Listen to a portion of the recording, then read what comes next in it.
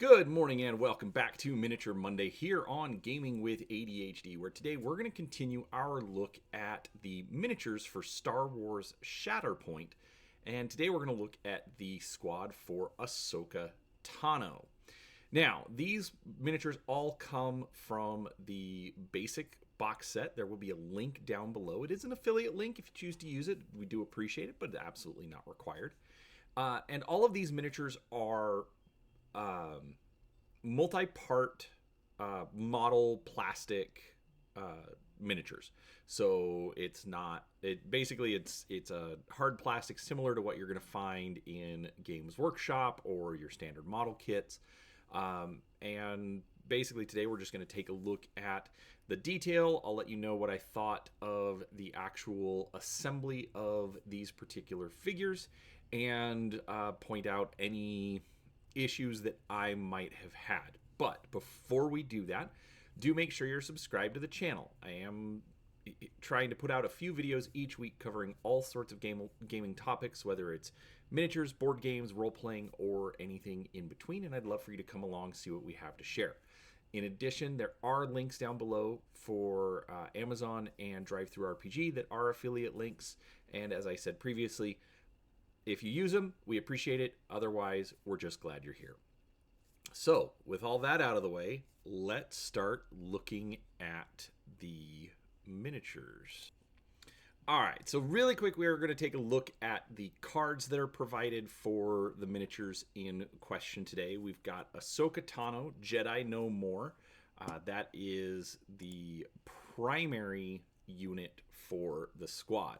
Now, the way that force building works is you get to take two squads to make your strike team, and a squad is going to consist of one primary unit, one secondary unit. Both of these are usually named characters, at least they are so far in the miniatures that I've looked at. And then you'll also have one supporting unit, and these are usually generic. So clone troopers, clan Krees, I'm not sure how to say that. Mandalorians, obviously there's no specific name associated with them. So, they are just generic. You'll notice in the upper left corner, you're going to see for the primary character, there's going to be, in this case, 8 SP. So it means squad points. And that's how much point cost of secondary and supporting units you can take attached to that primary unit. You'll also see the Era faction, which in this case is Clone Wars, the other one being Galactic Civil War or original trilogy Star Wars. And then you'll also see the force points that your primary or any other units contribute to the strike team. Basically, force points will let you do kind of special things, trigger special abilities, things like that. Now, with all of the units, they are specifically named. So in this case, we have Ahsoka Tano, Jedi No More. Now, that's the specific name of this particular unit. But then underneath, you're going to notice that it also says Ahsoka Tano. So if they ever release other versions of Ahsoka, then you have to decide which one you want to use because it is a unique character. Same thing with Bo-Katan. Obviously, with the generic Mandalorians, it doesn't matter. Now, obviously, these are going to be a little bit more geared towards working with each other. It's a starter set after all. But you are allowed to mix and match units from wherever. So just because this is the squad that comes in the starter set doesn't mean it's the squad you have to use in all of your games. I probably will because I'm kind of lazy that way, but that's a separate issue. So those are the cards for the characters. And now we get into the actual miniatures. And first up, we've actually got Ahsoka Tano herself. So this, I'm going to say this in every single video where there's a lightsaber. I am absolutely terrified of these things. They are made out of model plastic, but they are very thin. They are very fine. and I am waiting for one to break. It has not happened yet.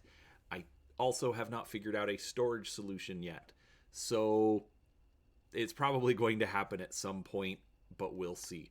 Overall, the assembly was not too hard. All of these models, I've actually been very happy with how they go together. Lots of pins, lots of joins. I'm also using modeling cement, so it generally will help hide some of those if I get it in right. But otherwise, I mean, it's a good looking model.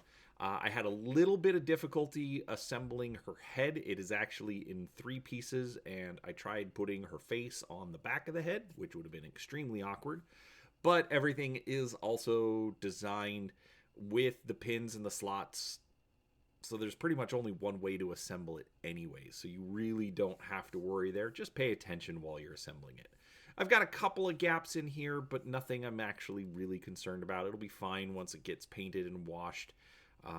Might even help, bring out some shadows, but otherwise, it's a good looking model, and I think it's gonna look really good with the paint. So that's Ahsoka Tano. All right, next up we've got Bo-Katan. Now, I went with the helmeted option on this. You do actually get 2 choices. You can either have the helmet or you can have the exposed head, and I'm generally partial towards helmets. And so while yes, it is a named character with a recognizable face, I went ahead and I covered it up. It's how I roll. Overall, this was fairly easy to put together. My biggest issue is the fact that there's a bunch of little pieces that you have to worry about. Coming up here on her left thigh is a very small pistol in a holster that does have to be attached for some of the detail purposes. This piece I kind of understand, however, it was a bit of a pain. So that is one thing to keep in mind. The exhaust from the jetpack was also a bit of a pain. This is one of the few instances where there was not a pin and a slot system for the exhaust to stick together and make sure that it was sitting properly. So I think you can actually see there might be a little bit of a curve in the exhaust where it didn't quite sit right, because that's also being used as the flight stand to have her up off the base itself. Otherwise, I mean, I really liked it. I like the exhaust trails. I like how they've got one that's a little separated from the flame itself. It then is joined where her foot actually does glue into it, so they are 2 separate pieces. But overall, it's a decent decent build. Little fiddly to make sure that it all comes together properly. But overall, again, not bad. These miniatures have all been really, really good to put together. So that is Bo-Katan. All right, and last up we have the Clan Kryze, however you say it, Mandalorians. Now, this was cool because they did give you a male and female variant, and also gave you a couple of different poses. You have the female who's up on the jet exhaust, and you have the male standing down on the ground. Some nice dynamic poses. Again, very easy to put together. These, I honestly can't think of anything that was difficult in the build. And yeah, I think they look good. They've got nice posing. The exhaust on the jetpack was a single piece in this case, so very easy to just attach the backpack on her and have her flying without any issues. But yeah, so that's the Clan Kryze Mandalorians. Overall, I like the miniatures. So far for the light side, it's been very generic. It's been clone troopers and now some generic looking Mandalorians. So a little bit disappointing, especially because even the secondary characters are Mandalorians and clone troopers. From what I've seen also so far in other sets that I've been looking at for light side, it's going to be a lot of that. I'm planning on sticking with more just of the Clone Wars era stuff, just to keep it consistent. Always seems weird when you're playing a game in a storyline that's decades separated, where the characters would never run into each other, but that's just my complaint. But overall, the models are fun to build. I like the 40 millimeter scale. It's not too big where my failings as a painter are going to really show through, but they're not so small that it's not going to make me stretch to try and be a better painter as well.